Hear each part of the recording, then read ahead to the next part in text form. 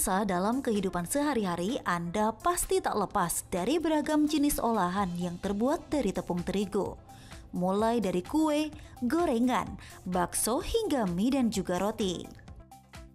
Tepung yang terbuat dari biji gandum ini banyak disukai masyarakat karena memiliki rasa yang enak dan mudah dibuat. Samuel adalah salah satu pecinta makanan yang terbuat dari terigu. Pasalnya dalam sehari ia bisa mengkonsumsi berbagai jenis olahan terigu dalam jumlah banyak. Kalau asumsi saya kayak pagi aja kita biasanya makan lauk itu kan tempe goreng, ikan goreng udah pakai tepung juga. Kalau dihitung berapa banyaknya ya hitung-hitungan gramnya mungkin bisa 1/4 gram kali ya. Tepung itu sendiri diolah seperti itu. Belum kalau kayak bakso itu kan biasanya lebih banyak ya. Ya mungkin sekitar gitu, 250 gram gitu. Karena saya suka model tahu goreng, itu biasanya yang kita cari crispy-nya tepung itu. Meski banyak rumor negatif seputar dampak terlalu banyak mengkonsumsi olahan tepung terigu, namun bagi Samuel itu bukan halangan untuk tetap bisa menikmati beragam jenis olahan tepung terigu. Nggak ada masalah, so far sepanjang badan masih bisa nerima makanan itu ya nggak ada. Kan nggak ada juga istilah alergi tepung gitu kan. Iya jadi ya makan aja. Pemirsa, makanan olahan tepung biasanya banyak dipilih masyarakat sebagai makanan selingan penunda lapar. Selain mudah didapat, juga cukup mengenyangkan. Namun apa dampak bagi tubuh jika mengkonsumsi terlalu berlebihan?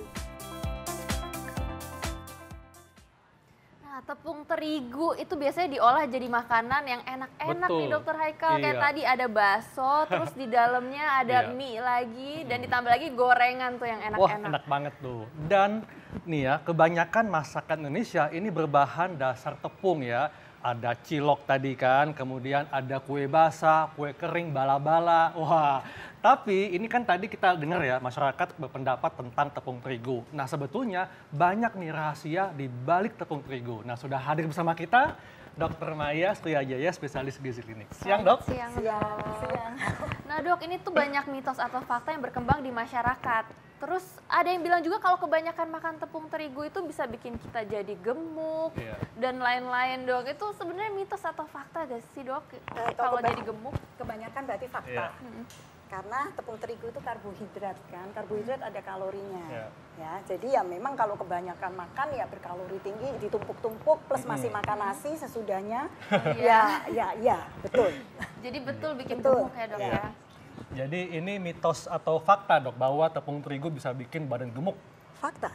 Fakta. Iya. Kalau makannya Sering konsumsi. Ya. sering konsumsi. Iya.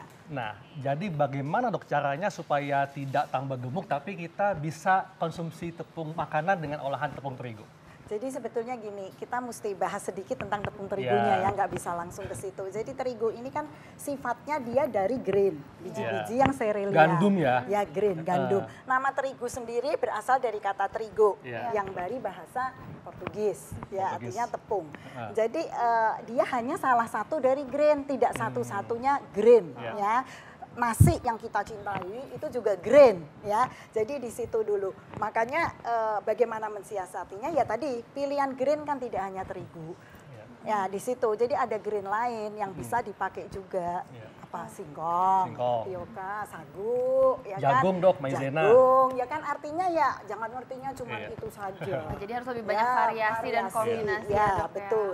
Nah, Dr. Sheila nih suka makanan apa nih dari olahan tepung nih? Suka Aduh. kue basah kah atau suka mie, bakso? Aku suka banget yang kayak bakso terus dicampur mie. Kalau misalnya bakso ini kan udah ada tepung terigunya nih Dok. Ya. Tapi kalau nggak dicampur mie kan rasanya Betul. kurang afdol. Jadi Sama terigu nih sama saya. terigu. Wah, kita sehati ya. Jadi sebetulnya siapa sih yang nggak suka mie? Rata-rata orang Asia kan suka ya, yang namanya bakmi dia suka.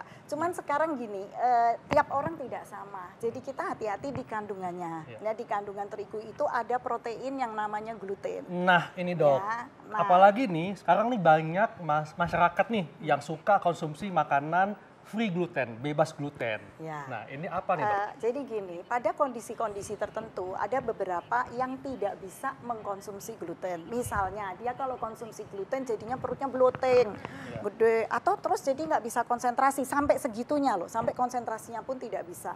Ya, atau nanti buang air besarnya mengalami kendala. Sembelit, Dok ya? Ya bisa atau sembelit diare. atau bahkan bisa diare. Itu yang kita namanya irritable bowel disease Iya. ya. Walaupun tidak semuanya harus bisa kita buktikan, tetapi ada yang namanya gluten intolerance. Dan itu ada di tepung, sayangnya ada di tepung Terigu. Ya. Nah katanya Dok, gluten ini juga bisa memicu alergi ya. Ya. Dan katanya tidak boleh dikonsumsi oleh anak dengan kebutuhan khusus seperti penyandang autis seperti Ya, itu. betul. Sebaiknya dihindarkan Oh, ya oke. karena dia mempengaruhi imunitas juga, ya mempengaruhi inflamasi kronis juga. Jadi kalau bisa, bukan kalau bisa ya jangan. Iya. Oke, ini ada mitos atau fakta lagi nih Dok. Katanya makan olahan terigu itu lebih baik daripada nasi. Lepas dari gluten intolerance tadi, yang ternyata di kita juga banyak, nggak cuma di orang bule, memang dia punya beberapa keunggulan. Ya. Dibanding nasi, dalam hal kalori ya nasi lebih banyak. Untuk porsi yang sama nasi kalorinya lebih banyak. Dalam hal vitamin mineral bla bla juga dia lebih kaya, vitamin B. Tapi tentu saya lupa. Tentu kita bahas brand ya. Artinya ini kalau biji nasi juga sama. Jadi kita bandingannya sama. Jadi kalau nasi atau bulir gandum itu kan luarnya ada yang namanya brand kulit ari.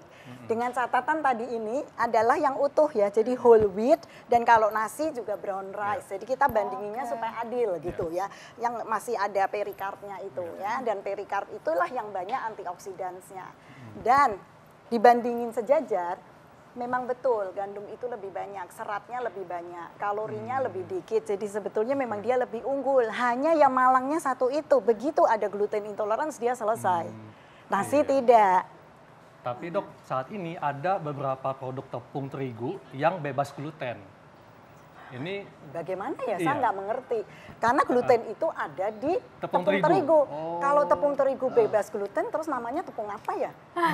mungkin tepung typo, mungkin yang lain Dok, tepung Jadi tapioka. bukan terigu, karena kalau terigu itu pasti dia grainnya adalah wheat bahasa Inggrisnya, dan wheat pasti mengandung gluten. Kalau oat masih quote-unquote. Seperti itu. Kalau oat tuh bisa iya, cross bisa contamination and so, tapi kalau wheat ya pastinya gluten. Kalau dia tepung terigu bebas gluten, bingung saya. Jadi ini mitos atau fakta Dok, kalau makan olahan terigu itu lebih baik daripada nasi? Nah itu jawabnya seperti itu. Kalau dia tidak intolerance ya fakta. Fakta. Gitu. Jadi harus masing-masing jawab dulu. Jadi Tidak tergantung general. bagaimana apakah dia bisa mencerna gluten Dok ya? Betul. Iya. Kalau iya dia lebih unggul. Oke. Iya nih Dok, selanjutnya nih mitos atau fakta. Nah, yang beredar di masyarakat Dok, ini kan kita mengenal ada tepung terigu ya, ada tepung tapioka, tepung maizena.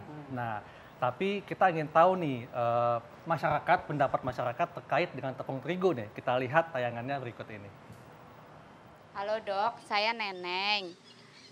Mau tanya Dok, kalau misalnya kita makan yang berbahan dasar terigu, itu kan katanya bisa cepat kenyang tapi juga cepat lapar. Itu tuh mitos atau fakta ya Dok? Nah nih Mbak Neneng nanya nih Dok, bahwa kalau makan olahan terigu ini bisa bikin cepat kenyang tapi abis itu cepat lapar lagi. Nah ini mitos atau fakta Dok? Jadi yang betul dia lebih cepat kenyang. Karena tadi kan kita bilang apple to apple, dia banyak serat.